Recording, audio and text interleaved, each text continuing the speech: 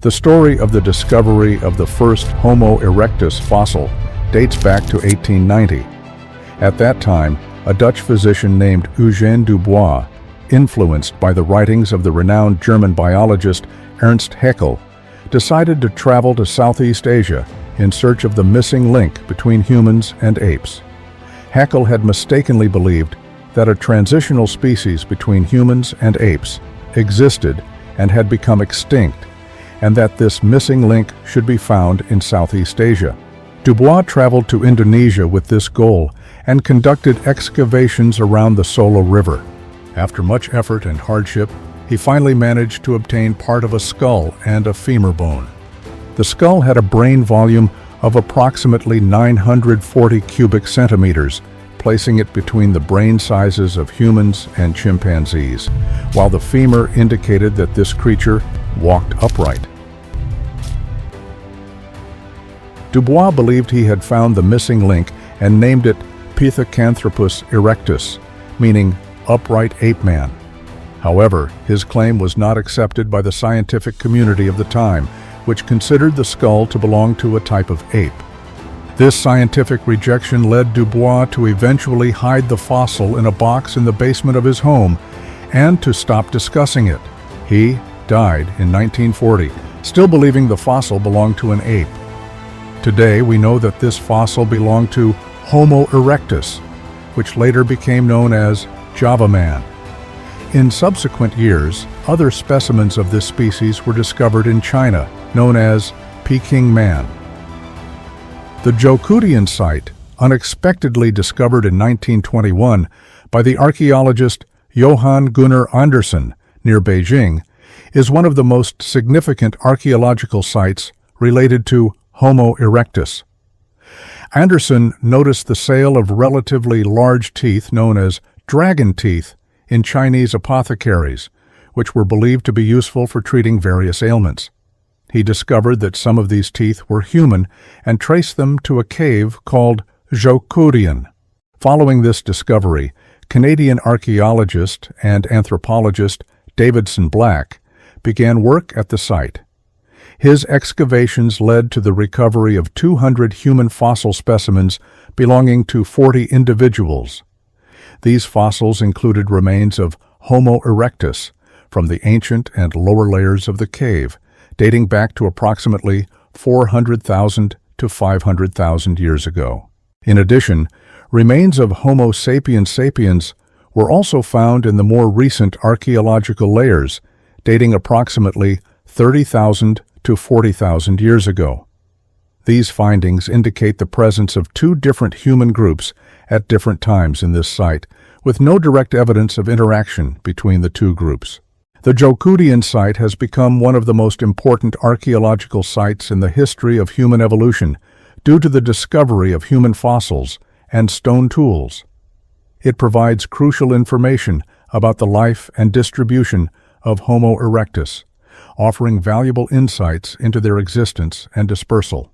Around 1936, just before the onset of World War II, an American archaeologist named Franz Weidenreich took over the excavation of the Zhoukoudian site. He successfully discovered a skull that became known as the Peking man. Unfortunately, this skull was lost forever during the war. Fortunately, before this loss, Weidenreich had created a plastic model of the skull.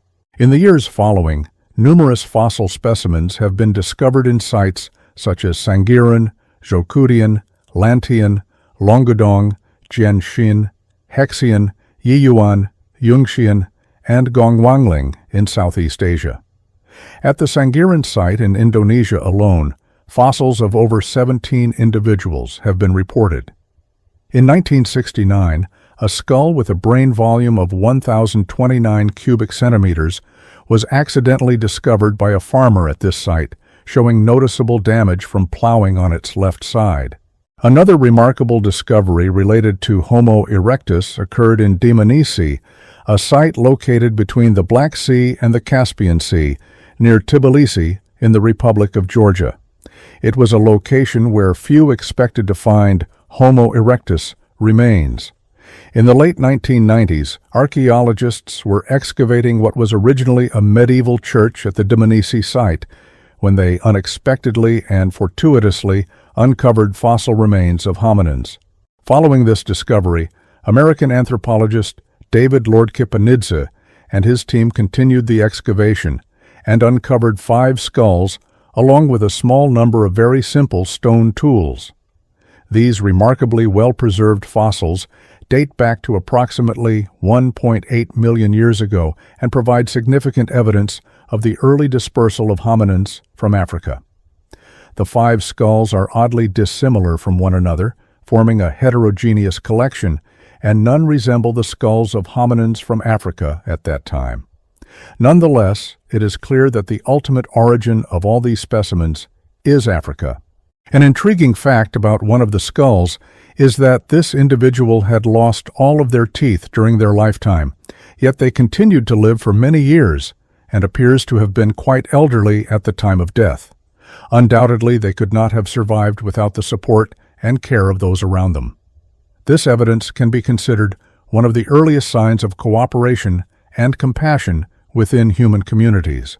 The skulls found at Dmanisi have small brain volumes ranging from 600 to 780 cubic centimeters and relatively small body sizes. The question of which African hominin species these Dmanisi fossils might be related to and how they differ from other hominins of that era remains an active and intriguing topic in paleoanthropology and anthropology. Georgian scientists believe that these hominins represent a separate species from Homo erectus and suggest classifying them as Homo Georgicus, given their brain size, which is clearly smaller than that of Homo erectus and only slightly larger than that of Homo habilis. Some scientists attribute the differences in brain size and body size between Homo Georgicus and Homo erectus to the distinct environments in which these hominins lived. Homo Georgicus inhabited a high, forested, moist, and temperate region with cold winters, which contrasts sharply with the dry, hot climate of East Africa, where Homo erectus lived.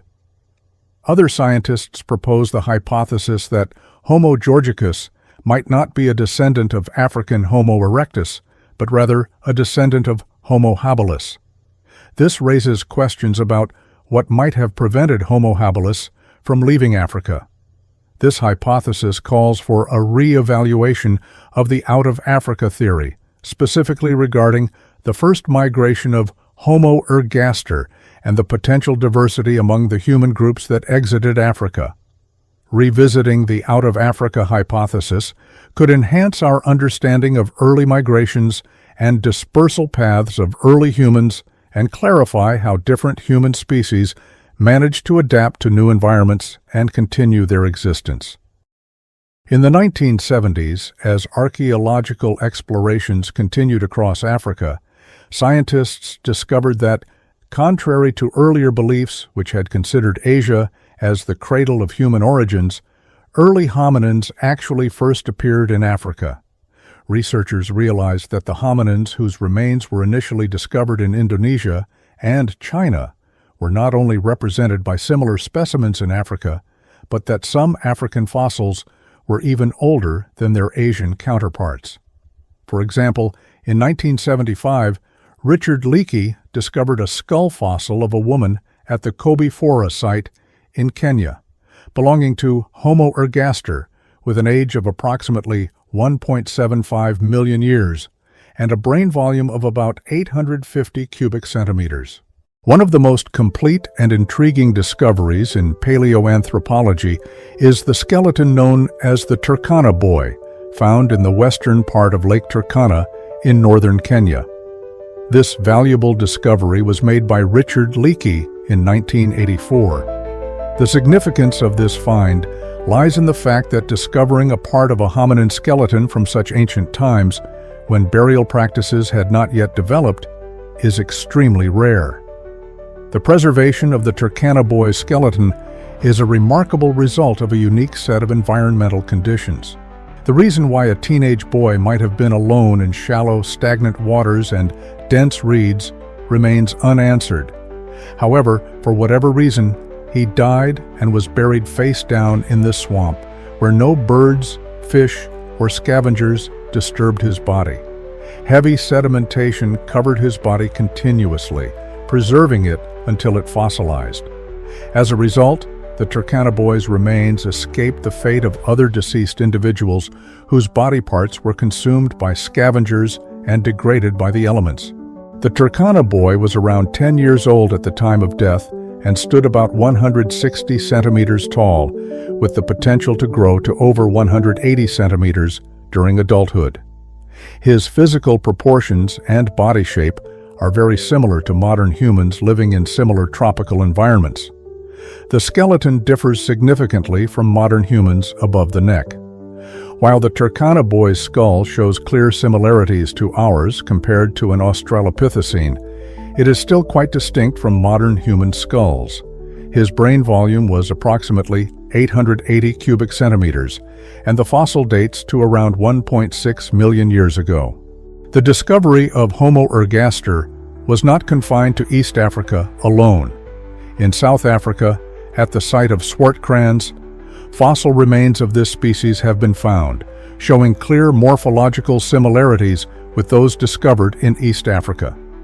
These include prominent and thick brow ridges, a narrow eye socket, and a steeply sloping forehead. As previously mentioned, Homo ergaster managed to expand beyond eastern lands and even reached Europe. One example of this species' presence in Europe is a skull found at the Ceprano site in Italy, dating back approximately 800,000 years, and attributed to Homo ergaster by its excavators. The existence of such specimens, like the Ceprano skull, suggests that hominins of this period were actively exploring and utilizing the diverse opportunities and resources that their migration from Africa had provided. In the next video, we will introduce a species of human that descended from Homo erectus and was likely the direct ancestor of us and our close relatives, including the Neanderthals and Denisovans.